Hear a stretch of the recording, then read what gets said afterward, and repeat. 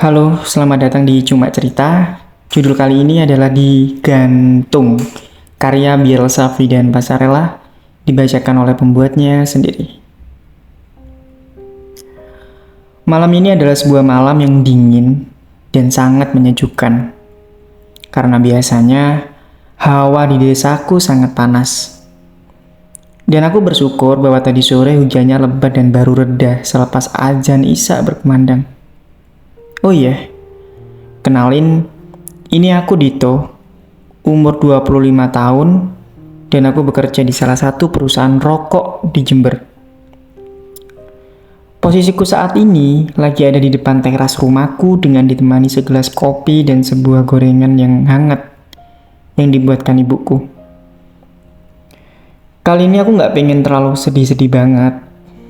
Aku cuma pengen cerita aja perihal permasalahan yang aku hadapi tentang sebuah perasaan yang menggantung di salah satu perempuan yang aku suka dan aku kagumi. Mia namanya. Dia perempuan cantik yang membuat aku jatuh hati dan memutuskan untuk berpacaran. Aku sudah menjalani hubungan selama 5 bulanan. Ya, memang masih sebentar banget sih. Tapi sudah membuatku untuk berpikir berkali-kali tentang bagaimana kelanjutan hubunganku. Aku tidak menyalahkan dia 100%. Aku yakin mungkin aku juga salah dan kesalahanku adalah sebuah kesalahan yang tidak aku sadari. Jadi mungkin aku langsung to the point aja sih. Bahwa sebenarnya aku merasa bahwa hubunganku ini kayak hambar aja gitu.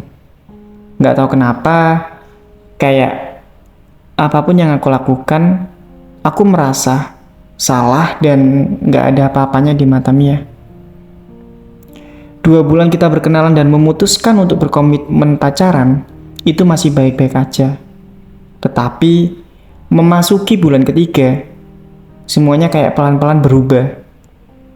Dia seenaknya sendiri, dia bodo amat. Ya apapun yang aku lakukan dia bodo amat. Bahkan aku ngerasa kayak gak punya pasangan aja gitu. Aku nggak tahu salahnya di mana, tapi aku sudah berusaha mencoba untuk mengajak dia diskusi tentang kejelasan hubungan kita ini. Karena memang aku ngerasa ini sudah nggak sehat, dan aku sebagai laki-laki selalu berusaha memahami dia dengan segala kekurangannya. Aku juga berusaha memahami dia dengan semua karakter uniknya. Tapi semua pemahaman itu sia-sia juga gitu. Nggak ada feedback yang baik, nggak ada perbaikan, nggak ada rasa bersalah, dan bahkan malah mencari masalah-masalah baru.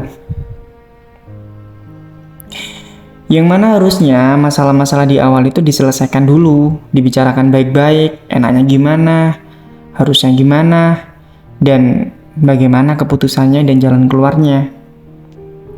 Bukan malah ketika diajak diskusi, malah lari dari permasalahan itu. Dan aku yakin bahwa jika setiap hubungan menunda-nunda menyelesaikan sebuah masalah, apapun itu masalahnya dan apapun alasannya, pasti akan ada yang ngeganjel dalam hubungan itu. Dan aku juga merasakan hal itu. Kalau dibilang sayang ya pasti sayang. Kalau dibilang serius ya apa enggak ya, sepertinya aku nggak akan membuang-buang waktuku hanya untuk menerima banyak hal kekurangannya sih. Sampai sini pasti bingung tentang bagaimana ini kelanjutannya. Dan kalau menurutku sih, kalau misal aku mempertanyakan kayak kekuranganku apa sih? Aku harus memperbaiki dari mana? Aku harus ngapain? Ya, harusnya Mia menjawab dengan kejujurannya. Dan apapun perkataannya, aku bisa menerima dan berusaha memperbaiki, asalkan itu fakta dan tidak dibuat-buat.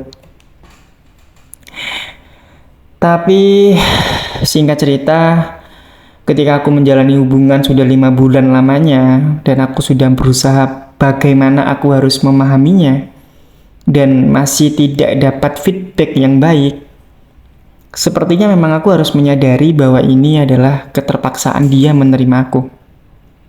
Dan kalau misalkan dia tidak berani untuk memutuskan, Ya, biar aku aja yang memutuskan. Bahkan aku mulai berpikir panjang tentang hubungan ini.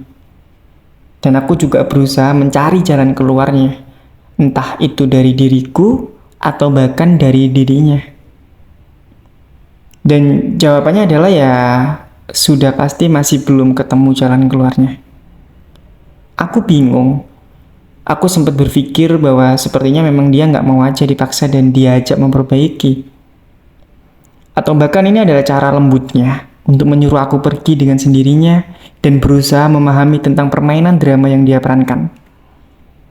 Namun, aku juga sadar bahwa ini semua adalah fase mudaku. Aku nggak boleh tolol dalam menjalani hal seperti ini. Ada banyak hal yang lebih penting yang harus aku lakukan.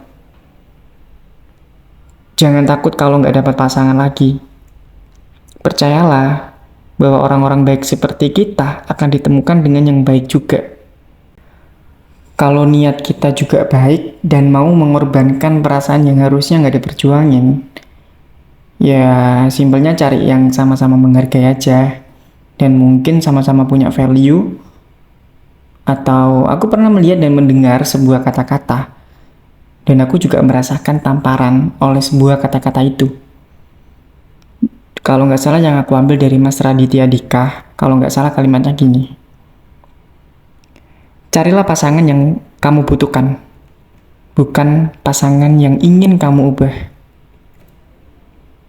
Karena percuma, kamu akan capek dengan drama itu, dan percayalah bahwa ketika kamu berusaha mengubahnya, di mana itu bukan dia yang asli, maka dia akan melakukannya dengan keterpaksaan.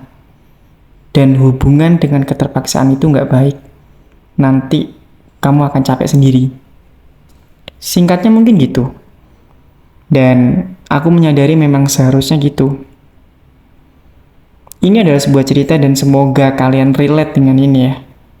Cerita ini ditujukan kepada kalian yang sama-sama merasakan hal yang sama dengan aku. Ya, entah kalian yang dengerin ini cewek atau cowok, yang pasti kalian harus sadar bahwa orang baik jangan terlalu rapuh ya. Karena ada banyak hal yang lebih penting yang harus dilakukan. Ya, entah cari uang, memprogres diri, menaikkan value, keuangan, dan lain-lain, belajar skill dan lain-lain yang bermanfaat buat kalian tentunya. Terima kasih sudah mendengarkan Cuma Cerita dan silakan komentar di bawah ini. Maaf kalau misalkan ada video yang salah kata-katanya. Jangan lupa di-share kalau suka. Sampai jumpa lagi.